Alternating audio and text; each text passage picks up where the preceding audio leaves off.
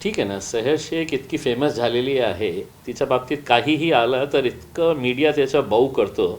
आपल्याला हे माहीत असायला पाहिजे की या शहरामध्ये जेव्हा आमचे 33 कॉर्पोरेटर निवडून आले तर 15च्या विरोधात कोर्टामध्ये गेले, आक्षेप दाखल केलं आणि लोक असं म्हणायचे की आता आमचे 15 कॉर्पोरेटर्स जाणार.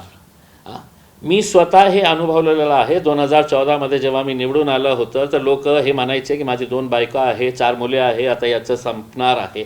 काही झालं नाही आहे करके. ठीक आहे, एक नियम आहे इसके अंदर की लोक कंप्लेन करतात, त्याची शहानिशा करण्याची जबाबदारी प्रशासनाची आहे. सरकार ते करतील. चूक असेल तर स्वाभाविक आहे. पण मी तिच्याशी बोललो, असं काही नाही आहे. फक्त सहर शेखच्या कांद्यावर चढून काही लोक फेमस होण्याची वाट बघत आहे. मला पूर्ण विश्वास आहे की त्याच्यामध्ये काही तथ्य नाही आहे. आम्ही सगळं त्याची स्क्रुटिनी केलेली होती. तहसीलदारांच्या कारवाईत ते जे कागदपत्र देण्यात आले ते अवैध असल्याचं देखील समोर येतं. ठीक आहे ना, उसके अंदर he is not the supreme authority. त्यांनी जे दिलेले आहे ते इनिशियल त्यांचं हे असेल की याच्यामध्ये काही त्रुटी असेल. पण हे लक्षात घ्यायला पाहिजे की कोणत्या वर्षामध्ये काढण्यात आलं होतं, किती वर्ष झालेले आहे ते कास्ट सर्टिफिकेटच्या बाबतीत. आम्ही त्याची सखोल चौकशी, आम्ही सगळे डॉक्युमेंट्स आम्ही बघितलेले आहे. आम्हाला विश्वास आहे की त्याच्यामध्ये काही निघणार नाही आहे करके. आता ठीक आहे, लोकल ह्या स्थानिक लेवलवर कोणत्या अधिकाऱ्यांनी हे निष्पन्न केलं असेल तर कोर्टात जाऊन ते फाईट करू. यावर आता नितेश राणेंनी टीका केली. त्यासमोर कैसे हरायानंतर कैसे गायब किया हे बोलण्याची संधी आम्हाला मिळाली. पूर्ण भाग हिरवा करू, या मंडळांची पार्श्वभूमी तपासली पाहिजे आणि बांगलादेशी नाहीत का याची सुद्धा चौकशी केली. कोण? नितेश राणे. होती बांगलादेशी आहे, मी बांगलादेशी आहे, पाकिस्तानी आहे, अफगानी आहे, लेबनानी आहे, इराणी आहे, इराकी आहे, काय काय आहे इसमें. आम्ही सगळं आहे. तू नेपाली आहे. हे याचं ठीक आहे ना, हे सो बरोबर. आता ठीक आहे, बस करा आता. बरं, काल आंबेडकर जयंती मोठ्या उत्साहात आपल्या शहरातही पार पडली, पण त्यामध्ये काही तरुणांनी गालबोट लावण्याचं काम केलं. म्हणजे औरंगजेबाचा बॅनर असलेला फोटो घेऊन तो तरुण त्या रॅलीत होता. काय आहे की मी तसं काही, त्यावरून उपमहापौर आक्रमक झाले, त्या संबंधित व्यक्तीवर गुन्हा दाखल केला पाहिजे असं त्यांचं म्हणणं आहे. काय आहे की मी काही बघितलेलं नाही आहे. असं काही झालं असेल ते कोणी समोर आलं असेल आणि कोणी हे झळकावले. डॉक्टर बाबासाहेब आंबेडकरांच्या जयंतीमध्ये बहुतेक त्यांना एक संदेश द्यायचा असेल की बाबासाहेब आंबेडकरांनी जे संविधान लिहिलेलं आहे त्या संविधानामध्ये सगळ्यांना अधिकार आहे, काय बोलायचं, काय करायचं, काय नाही करायचं.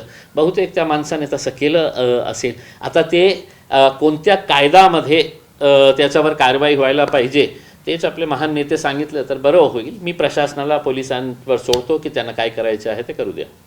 छत्रपती संभाजीनगरची जी महानगरपालिका आहे त्या ठिकाणी अगोदर कब्रस्तान होतं, त्याच्यावरच ती महानगरपालिका स्थापन झाली. त्यामुळे त्या ठिकाणी अनेक अडचणी येतात. त्यामुळे ही महानगरपालिका आता इतरत्र हलवली पाहिजे, तेव्हा चांगले कामं होतील असं मंत्री संजय शिरसाट म्हणाले.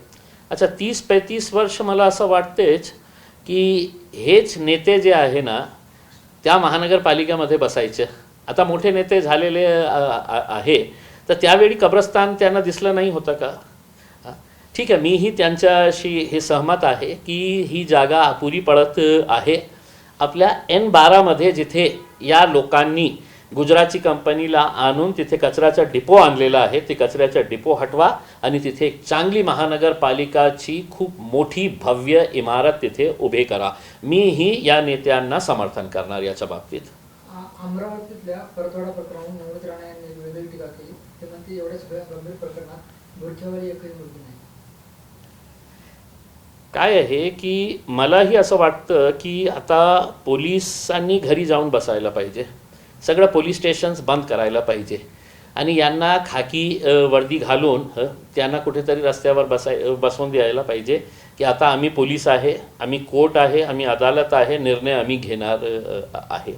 आता दुर्दैव हे आहे की मीडिया काहीतरी बातमी करतो आणि सगळे लोक ते उचलतात. मी काही वेळापूर्वी तिकडचे जे SP आहे त्यांच्याशी बोललो.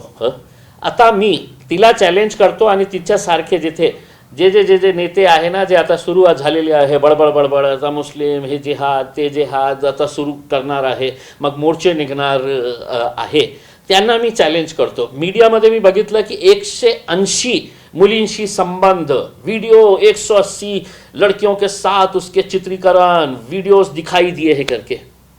कोणी आणलं रे बाबा हे आकडा? कुठून आणलं हे आकडा? एकदा कमीत कमी जाऊन त्या पोलिसांसमोर बसले असते आणि त्यांना विचारले असते की काय आहे करके असं. आता त्याला एक अँगल देण्याचा प्रयत्न सुरू आहे की हिंदू लड़कियों के साथ भी संबंध. आता पोलिसांनी हे निष्पष्ट केलेलं आहे, त्यांची इन्क्वायरीमध्ये असं आलेलं आहे की 8 मुलींची त्याचा संबंध होता. ते सगळे 8ची 8 जे मुली आहेत ते मुस्लिम समाजातील, मुलगा पण मुस्लिम समाजातला आहे. 6 मुलींसोबत त्याची फ्रेंडशिप होती. फ्रेंडशिप असायला पाहिजे. म्हणजे असं नाही आहे की काही इलिसिट रिलेशनशिप त्यांनी हे एस्टॅब्लिश केलं होतं. 2 मुलीसोबत त्याचे हे होते, रिलेशनशिप होते, सेक्शुअल रिलेशनशिप होते. हे कोणी सांगितलं मला? मी काय हे राणाबाईला हे त्यांचं वाक्य ऐकल्यानंतर, किंवा तिथे एक आलूबोंडे आहे, ते आलूबोंडे काहीतरी झाला की ते आलूबोंडे येतात आणि हे असं ते आलूबोंडेला मी हे विचारतो की नाशिकमध्ये खरात जेव्हा आपल्या समाजातली हिंदू बायांविषयी काय काय करत होता तर त्यावेळे कुठे गप्प बसलेले होते? ही बाई अमरावतीतून का आली नाही नाशिकला? मी तिला गाडी अरेंज करून दिली असती, तिचं पेट्रोलचं भाडं मी दिलं असतं, तिच्या हॉटेलचं मी अरेंज केलं असतं. तू नाशिकला येऊन तुमच्या समाजातली बाईंना ते खरात काय करत होता, कोणाचं राज्य आहे, देशामध्ये कोणाचं राज्य आहे, राज्यामध्ये कोणाचं राज्य आहे, हे सगळं. पण दिसलं मुस्लिम की शुरू बडबड बडबड भोकना शुरू हो जाता है सबका उसके अंदर. तर ते जे काही असेल, मी पोलिसांना स्पष्टपणे सांगितलं की तो मुलाच्या बाबतीत तक्रार आली.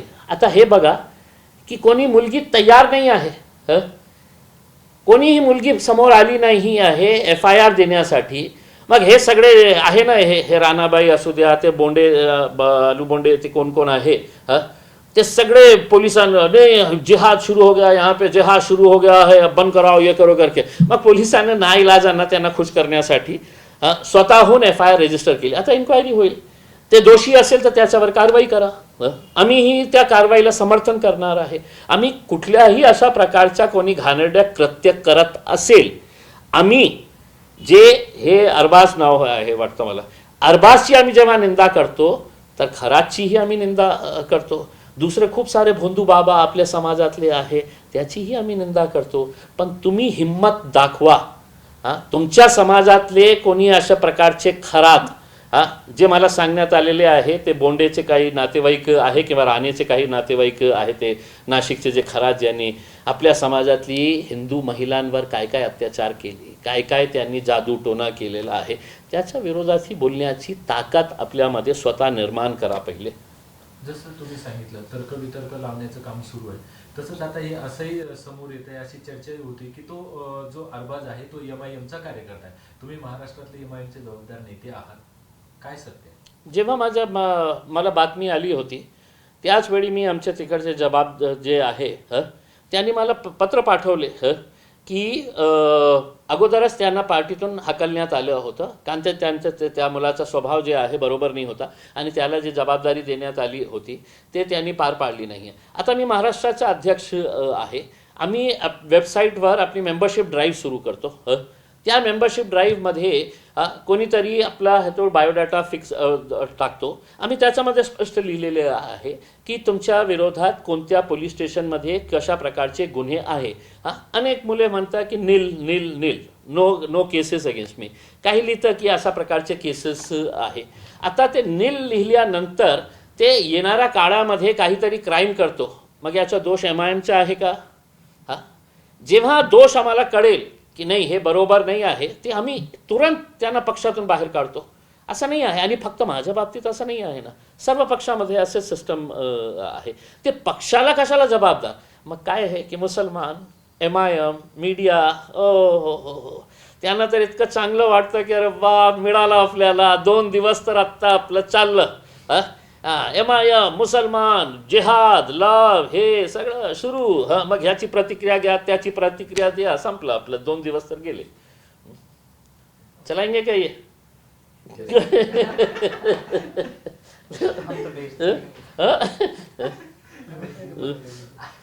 आप ही वहां से आए हो, क्या बात है? सर हिंदी बस करो रे।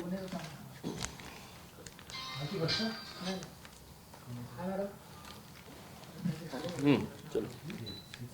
सर 1 मई से जो है महाराष्ट्र में ऑटो ड्राइवर हो या टैक्सी ड्राइवर हो, इनको जो व्यवहार करना है वो मराठी में करना है, इस तरीके का कंपलसरी। देखिए, हमने भी इस बात की तायीद किए थे, बल्कि MIM के खासदार और आमदार की हैसियत से मैंने विधानसभा के अंदर भी ये मांग उठाया था कि इस राज्य के अंदर हमें अपनी जो भाषा है, राज्य की जो भाषा है मराठी, वो भाषा सभी को सीखनी चाहिए। और हमने ये मांग करी थी कि CBSE स्कूल्स में जहाँ पर मराठी कंपलसरी नहीं था, मैंने खुद ने विधानसभा के अंदर ये मांग करी थी कि जितने भी बोर्ड्स हैं, चाहे वो स्टेट बोर्ड हो, ICSE बोर्ड हो, CBSE बोर्ड हो, हर एक के अंदर मराठी आनी चाहिए। अब अगर सरकार ने ये बंधनकारक किया है तो ठीक है, अपनी भाषा के ऊपर गर्व होना चाहिए। लेकिन अगर किसी को नहीं आता है, हाँ, तो ये गुंडे मवालियों ने मिल के है तो बेचारे कोई रिक्शे वाले को पकड़ के है तो अब आपको नहीं तो जो मराठी बोलना ही पड़ेगा। तो ऐसे इंसिडेंट जो है ये नहीं होने चाहिए, मेरे हिसाब से सीखना चाहिए सभी ने। आप इनकी पार्टी की नगर सेविका सहर्ष शेयर, इनके जो है जो कास्ट सर्टिफिकेट है वो फर्जी सबमिट की है, इस तरीके की खबरें सामने आ रही है। उनका नगर सेविका पर जो है रद्द हो। देखिए, आपको भी मालूम होगा कि हम जब 33 कॉरपोरेटर्स इस शहर के अंदर चुनकर आए तो 15 या 16 के ख़िलाफ़ है तो इतने स्ट्रॉन्ग कंप्लेंट्स डाले गए और कुछ लोग जश्न मनाना शुरू कर दिए थे कि अब गए पूरे के पूरे 15 चले गए, 16 चले गए हैं, MIM के आधे तो घर पे जाने वाले हैं करके। कितने गए घर पे बताइए मेरे को? हाँ भाई, ठीक है, आरोप लगाने के लिए कुछ भी लगा सकते हैं ना। मेरे ऊपर आरोप लगाए थे 2014 के अंदर जब मैं आमदार बना, बोले इसके 2 बीवियां हैं 4 बच्चे हैं करके। मैं 1 बीवी और 2 बच्चे ढूंढ ही रहा हूँ कि कहाँ है करके। 10-12 साल हो गए, मिल ही नहीं रहे हैं मेरे को। हाँ, तो अब सहर शेख है तो एक डायलॉग की वजह से पूरे हिंदुस्तान में नहीं दुनिया में मशहूर हो चुकी है। अब उसके कंधे के ऊपर चढ़ के है तो कुछ लोग मशहूर होना चाह रहे हैं कि ये बच्ची ने आगे नहीं बढ़ना चाहिए वरना ये हमारे लिए नाक में दम कर डालेंगी, तो आरोप लगाए हैं। अब अगर तहसीलदार ने कोई अपना रिपोर्ट दिया है कि नहीं इसके अंदर कुछ है, हाँ, तो ठीक है, हमने उनसे बात किए हैं, उनके डॉक्यूमेंट्स हमने चेक किए हैं, हम पूरी तरीके से संतुष्ट है। कोर्ट में जाएंगे और कोर्ट के अंदर से बाइज्जत बरी होकर निकलेंगे। 2029 में महिला आरक्षण लागू होने जा रहा है, लोकसभा की सीटें बढ़कर 850 होने जा रही है। तो सर इसका किस तरीके से प्रभाव होगा पूरे देश में? देखिए, अभी जो स्पेशल सेशन ये जो ले रहे हैं, दरअसल मोदी जी की साजिश है, इसमें भारतीय जनता पार्टी की साजिश है कि आप ये रिजर्वेशन जो महिलाओं के लिए लेके आ रहे हैं, एक तरफ आप ये कह रहे हैं कि सेंसस होने वाला है करके, हाँ, फिर एक तरफ आपका डिलिमिटेशन होने वाला है। जब तक आप पूरा सेंसस नहीं करते हैं, हमको देश को पता तो लगने दीजिएगा कि महिलाओं की आबादी कितनी है, कौन सी जाति की, कौन से धर्म की कितनी है करके उसमें।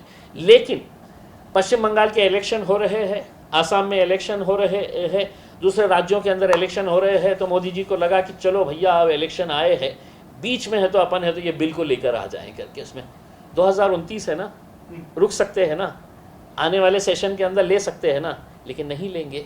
कहीं ना कहीं जाके देखो भाई और बहनों, हमने अपनी माँ और बहनों को कितना है तो हमने सम्मान दिया है, उनके लिए हम रिजर्व, ये अपनी दुकान चलाएंगे। फिर पश्चिम बंगाल में जाएंगे, आसाम में जाके है तो ये अपनी दुकान चला के है तो अपना वोट बटोरने का काम करेंगे। और ये उस वक्त करती है भारतीय जनता पार्टी जब उनको पता रहता है कि यार अपना कुछ दाल गल नहीं रही है। आसाम में भी दाल गल नहीं रही है, पश्चिम बंगाल में भी दाल गल नहीं रही है, तो फिर ये कुछ तो भी नया नया फतूर ढूंढते हैं। अब ये फतूर ढूंढे हैं और उसमें आप देखिए अब भाषण आएगा थोड़े दिनों के बाद, उसमें भाई और बहनों, हमारी माँ और बहनों को हमने कितना, तो ये सब अपनी दुकान चलाने के लिए करने वाले हैं। अमरावती के फरकवाड़ा का एक खबर सामने आ रही है, उसमें आप ही के पार्टी के कार्यकर्ता हैं अब्बास, हाँ, उनके कुछ 180 से ज़्यादा महिलाओं के साथ संबंध बताए जा रहे हैं, 350 से ज़्यादा वीडियो उन्होंने वायरल किए हैं। मैं तो ये चाहूँगा, नवनीत राणा भी कह रही है कि एक भी हिजाबदारी महिला का उसमें समावेश नहीं है। अच्छा, मैं तो ये चाहूँगा कि देखिए ये एक तो ये जो फालतू लोग आ गए हैं ना राजनीति के अंदर, ये लोग जब से बड़बड़ करना शुरू कर डाले हैं, ऐसा लगने लगा है कि अब पुलिस की ज़रूरत ही नहीं है करके।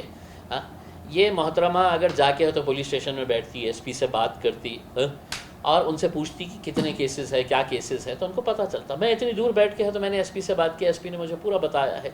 हाँ, 180 कहाँ से लेके आ गए? मीडिया वालों को भी बड़ा मज़ा आता है, अरे एमआईएम का नाम आ गया है, चला दो, 8 की जगह 180 चला दो, लगा दिए 180, पूरे चैनल उसके ऊपर 180 महिलाओं के वीडियोस पाए गए करके। अब अगर मैंने आपको चैलेंज कर दिया, आपको सबको घसीट के लेके गया कोर्ट के अंदर कि बताओ करके कि 180 कहाँ पे है करके उसमें, लेकिन क्या हो गया है कि वो तरबूज को देख के खरबूजा रंग बदलता नहीं, क्या एक चैनल के ऊपर आ गया 180 तो दूसरा बोला कि अपन ने 170 का को बोलो, उनने बोल रहा है 180 तो अपन भी चला दो 180 करके। एसपी ने खुद ने बोला है कि 8 बच्चियों के साथ उसकी फ्रेंडशिप थी, जिसमें से 6 बच्चियों के साथ उसकी फ्रेंडशिप थी, दोस्ताना था बच्चियों के साथ, यंग लड़का है इसमें, और 2 लड़कियां ऐसी थी जिसमें से 8 में से 6 बच्चियों के साथ उसकी फ्रेंडशिप थी और 2 के साथ उसके रिलेशनशिप थे, जिसके कुछ वीडियोस उन्हें मिले हैं करके। अगर गुनाह किया है तो कानून अपना काम करेगा, कानून ने अपना काम करना चाहिए। लेकिन ये जैसा ही मुद्दा निकल के आ गया, अरे लव जिहाद हो गया है, देखो हाँ, अब पूरे के पूरे जितने भी ये फालतू इनके कीड़े हैं ना, ये पूरे जाग जाएंगे। हाँ, कल है तो गाड़ियाँ भर भर के वहाँ पे चले जाएंगे, लव जिहाद हो गया है करके। फिर ये चिंगे मिंगे जितने भी है इनके, हाँ, ये पूरे मार्केट में निकल जाएंगे उसके अंदर। हाँ, मेरा एक सवाल है ये मैडम मोहतरमा से, नासिक क्यों नहीं आए? अपने रिश्तेदार थे ना वहाँ पे, वो एस्ट्रोलॉजी दिखाते थे, अपने नातेवाईक थे ना, क्या वो बोंडे साहब जो है वहाँ पे वो भी खूब बड़बड़ करते हैं। फिर वो छुटका सा एक है, वो भी खूब बोलता है। नासिक में क्यों नहीं? हाँ, करने वाला आपका नातेवाईक, हाँ, जो पीड़ित महिलाएं थी वो है तो आप ही के समाज की थी, उस वक्त अपनी ज़बान क्यों नहीं चलती है? उसकी उस वक्त आपकी ज़बान के ऊपर ताले क्यों पड़ जाते हैं? उस वक्त भी बोलना चाहिए ना, मुंह खोलना चाहिए ना, ये हिम्मत लेके आओ। आज मैं, हमारी जैसी हिम्मत है, हमसे कुछ सीखो। हाँ, कि अगर हम उस अरबाज की निंदा कर रहे हैं कि अगर उसने ऐसा कोई काम किया है तो पुलिस ने उसके ऊपर कार्रवाई करनी चाहिए, तो हम उसी ज़बान से, उसी लहजे से हम खरात की भी है तो निंदा कर रहे हैं। हम ऐसे और भी आपके बहुत सारे भोंदू बाबाएँ हैं तो मार्केट में चल रहे हैं जो यही धंधे कर रहे हैं, उनकी भी हम निंदा कर रहे हैं। लेकिन आपको मिल गया मुसलमान एमआईएम, तो चलो अपनी दुकान तो चल गई है, अब खेलने का है इसके साथ। 180 अब आप निकाल के लेके आइए। 180 क्या उसके अंदर? मैंने एसपी को पूछा कि मैं बोला सर पूरे के पूरे हैं तो मुस्लिम समाज की बच्चियां हैं उसके अंदर, लेकिन नहीं हिंदू बच्चियों के साथ भी इस तरह से अत्याचार हो रहा है, लव जिहाद हो गया है। अब जाएंगे ये पूरे जितने कीड़े मकोड़े हैं पूरे जाके वहाँ पर है तो डालेंगे मफलरा और जिंदाबाद मुर्दाबाद के नारे लगा के आ जाएंगे। 65 साल के अंतर के बाद जो है बिहार में भाजपा का मुख्यमंत्री बना है और गुंडा इसके है, बारे में आप क्या कहेंगे? गुंडा है, सम्राट चौधरी गुंडा है। मतलब देखो, भारतीय जनता पार्टी अब वो पार्टी नहीं रही जो अटल बिहारी वाजपेयी साहब के दौर में हुआ करती थी, जहाँ वो इंसानों को परखते थे। इसमें बहुत अच्छे अच्छे लोग उनके साथ जुड़े हुए थे, बस दुर्भाग्यवश वो आज या तो राजनीति से बहुत दूर हो गए हैं या इस दुनिया से रुखसत हो गए हैं करके। लेकिन जब भारतीय जनता पार्टी के नेता ही अगर गुंडागर्दी करने वाले हैं, तो वो ढूंढेंगे किसको? किसी शरीफ आदमी को तो ढूंढेंगे नहीं, अपनी ही बिरादरी में से किसी को लेकर आएंगे। तो बिहार के मुख्यमंत्री को भी ऐसा ही चुना गया है कि आओ भैया। भाई उसके ऊपर सुना है 7 कुछ केसेस है मर्डर के केसेस है उसमें, संगीन और केसेस है उसके ऊपर, जो विधानसभा के अंदर बैठ के ऐसा हाथ रख के तो खैनी खा रहे थे उसमें। ये अगर आप बिहार को देना चाहते हैं तो ठीक है, बिहार की जनता इसके ऊपर फैसला करेगी, हम कुछ नहीं कर सकते। जम्मू कश्मीर के मुख्यमंत्री उमर अब्दुल्ला ने एक स्थानीय व्यक्ति का जहाँ पे कत्ल हुआ है जम्मू कश्मीर, तो उसको लेकर दक्षिणपंथी गौरक्षकों पर हमला बोला है। उन्होंने कहा है कि इस तरीके का जंगल राज अब जम्मू कश्मीर में नहीं चलेगा। उसके बारे में क्या? नहीं चलेगा बोले तो धोके निकालो फिर अच्छे तरीके से। नहीं चलेगा क्या मतलब है इसका? अगर आपकी हुकूमत है तो आप वहाँ पे उनको कायदे और कानून का डंडा दिखाइएगा उसमें। मराठीतलं हां? अधिवेशन विशेष अधिवेशन हां हां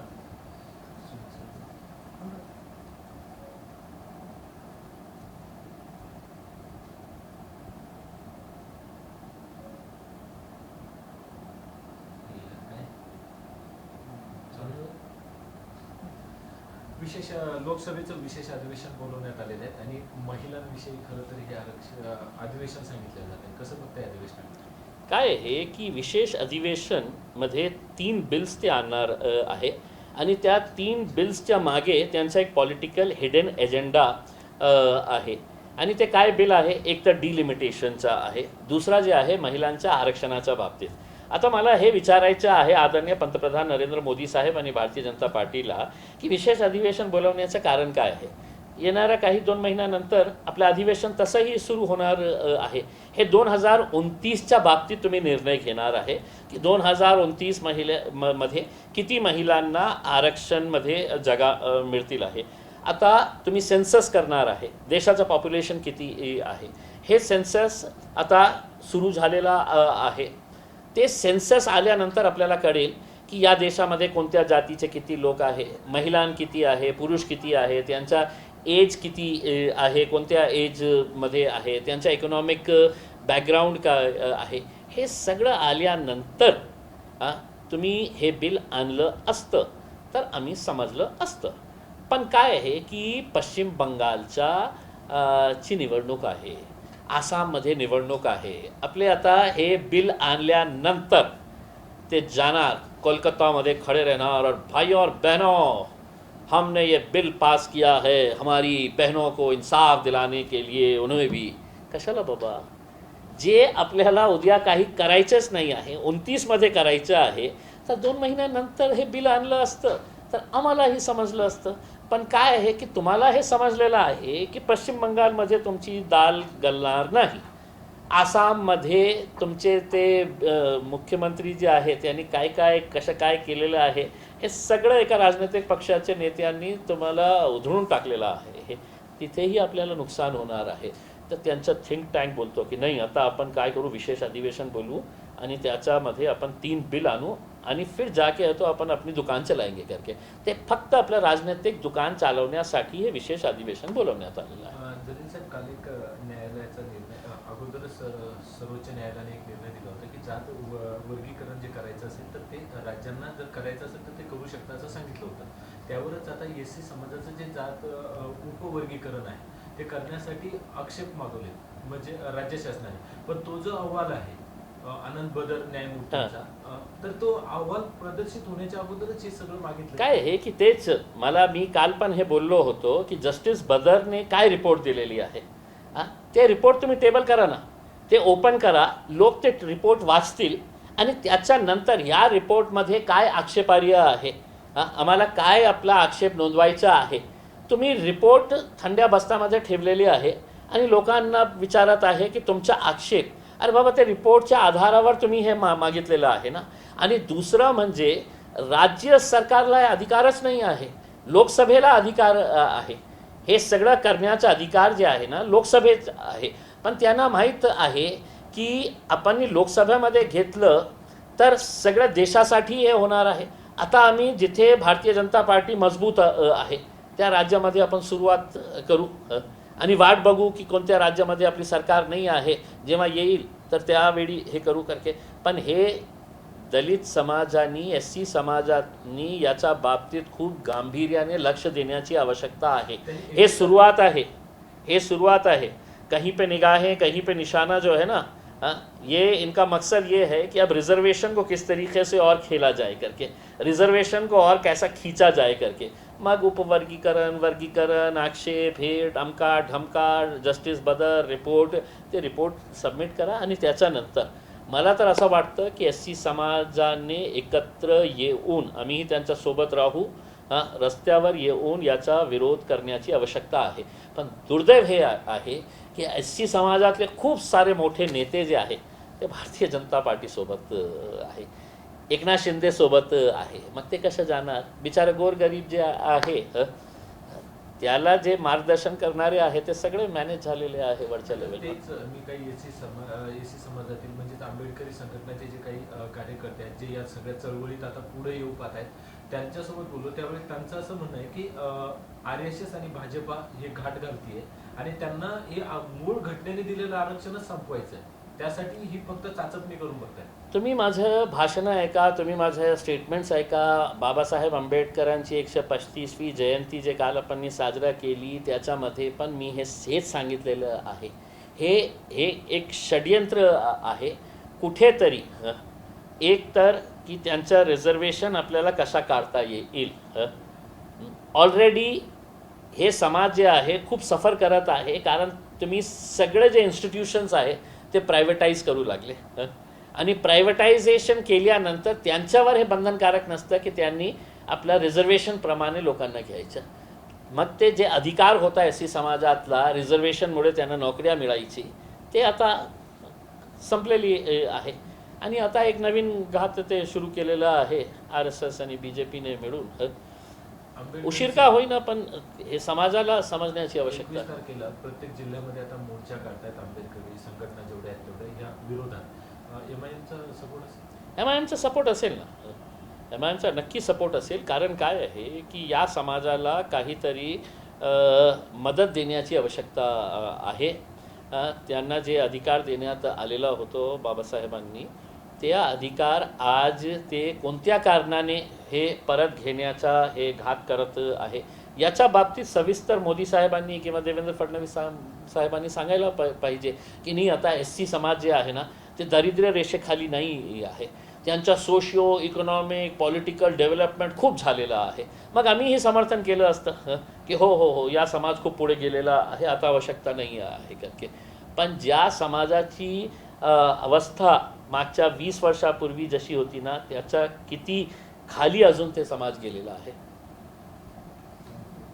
आवासावरती सुरुवातीला प्रश्न उपस्थित केला होता, त्यामुळे अनेक बहुदांवर प्रश्न उपस्थित केले होते आणि त्यांनी तुम्हाला 2 नोटिसा पाठवलेल्या आहेत. एकंदरीत काय ते नोटीस आहेत आणि तुम्ही त्याचे आभार मानलेले सुरुवातीला? नाही, मी तर आपल्या मार्फत हे रिक्वेस्ट करणार आहे, आवाहन करणार आहे. या समाजातले जे काही भाऊ दादा लोक जे आहे ज्यांनी अनेक वर्षापासून हे गोरगरीब SC समाजातले गरिबांचे जे घराचे पैसे होते ते स्वतः लाटलेले आहे, त्यांनी मला कृपा करून अजून नोटीस पाठवा. मला कोर्टामध्ये जायचं होतं, तुम्ही माझा मार्ग सोपं केलेलं आहे. आता तुमच्या नोटिसीमुळे मी कोर्टामध्ये जाऊन तुम्हाला तर चॅलेंज करणारच आहे आणि कोर्टालाही सांगून देणार आहे. इतकं पुरावे आहे माझ्याकडे की कशा प्रकारे हे सगळं भाऊ दादांनी हे सगळं केलेलं आहे करकेसने. म्हणून तर महानगरपालिका आजपर्यंत त्यांचे पैसे का रिलीज केली नाही आहे. तुम्हाला माहीत आहे का की जे 8,500 लोकांचं जे बिल तयार करण्यात आलं होतं, तयार होतं सगळं बिल. जेव्हा महानगरपालिकाने जेव्हा एक्सपोज केलं मी, तर त्यांनी आता हे टेबल लावलेले आहे की जे बेनिफिशरीज आहे तुमचे डॉक्युमेंट्स घेऊन या. किती आले माहीत आहे का? फक्त 2,500 लोक. 2,300 या 400 आलेले आहे. म्हणजे 5,000 6,000 लोक कोण आहे जे आले नाही तिथे, ते सगळं डुप्लिकेट आहे. एका माणसाच्या मागे 2.5 लाख रुपयेचा बेनिफिट मिळतं. आता हे सगळं भाऊ दादा वाटून खायचं. माझी अपेक्षा हे आहे की माझ्यामुळे कमीत कमी या गरीब समाजाच्या अकाउंटमध्ये ते पैसे जातील, ही माझा प्रयत्न आहे.